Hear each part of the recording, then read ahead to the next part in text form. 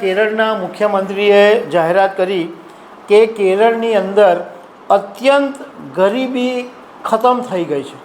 એટલે હવે કેરળની અંદર કોઈ ગરીબ જ નથી એવું કેરળના મુખ્યમંત્રીનું કહેવું છે. કેરળના મુખ્યમંત્રીએ આજે એક એવી મોટી જાહેરાત કરી અને એને કારણે કેરળના રાજકારણની અંદર ગરમાટો આવી ગયો છે. જો કે એમણે જે જાહેરાત કરી છે એ વર્ષોથી એક પોલિટિક્સનો ભાગ છે, કારણ કે મોટે ભાગની પાર્ટીઓ છે એ ગરીબો ઉપર પોલિટિક્સ રમતી આવી છે. તો કેરળના મુખ્યમંત્રીએ શું જાહેરાત કરી અને શું પોલિટિક્સ થયું છે એના વિશે હું તમારી સાથે વાત કરીશ. મારું નામ રાજેશ શાહ છે અને તમે જોઈ રહ્યા છો ગુજરાતના સૌથી મોટા ડિજિટલ ન્યૂઝ પ્લેટફોર્મ ખબરછે.com.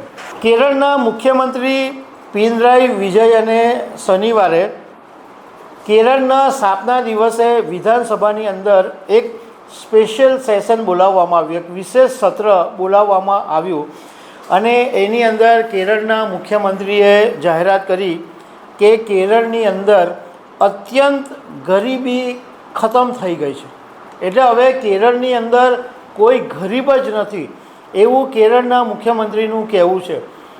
હવે આ જાહેરાત કરી એટલે વિરોધ પક્ષના નેતા વીડી સતીશને એક આર્ગ્યુમેન્ટ કર્યો કે કેરળની અંદર ટોટલ 5.9 લાખ એવા પરિવાર છે જે અત્યંત ગરીબની શ્રેણીમાં આવે છે અને એ લોકો જે અત્યંત ગરીબની શ્રેણીમાં આવે છે એ લોકો કેન્દ્ર સરકારની અંત્યોદય અન્ન યોજના હેઠળ મફત ચોખા, અનાજ, લોટ અને રાશન તરીકેનો લાભ મેળવે છે.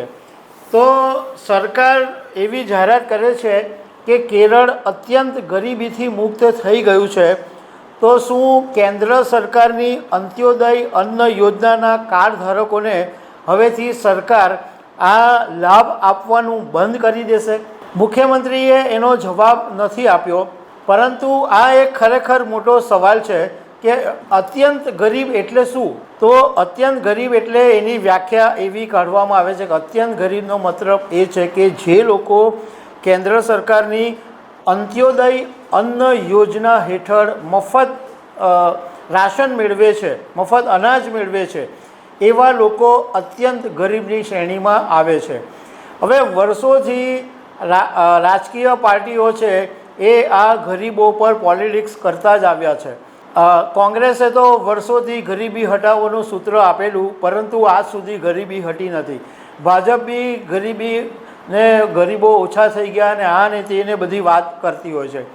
હવે ગુજરાતની વાત કરીએ તો આપણા ગુજરાતની અંદર પણ કેન્દ્ર સરકારની આ જે અંત્યોદય યોજના છે એના હેઠળ 36.40 લોકો લાભ લે છે. એટલે 36.40 લાખ લાભાર્થીઓ આ મફત અનાજ મેળવે છે. અને આ અંત્યોદય અન્ન યોજના છે એ યોજના હેઠળ દર મહિને એક પરિવારને 35 કિલો મફત અનાજ આપવામાં આવે છે. કેરળ સરકારે જાહેરાત તો કરી દીધી છે, પરંતુ હવે એ વાતની સાબિતી આપવી પડશે કે અત્યંત ગરીબ ખતમ થઈ ગયા છે એનો મતલબ શું? એટલે હવે એક પણ ગરીબ નથી, એ લોકોને કોઈ યોજનાનો લાભ નથી મળવાનો. કેરળ એક એવું રાજ્ય છે કે જે હંમેશા શિક્ષણની દૃષ્ટિએ ટોચ પર રહ્યું છે. ત્યાં આગળ સૌથી વધારે એજ્યુકેટેડ લોકો રહેતા હોવાનું કહેવામાં આવે છે.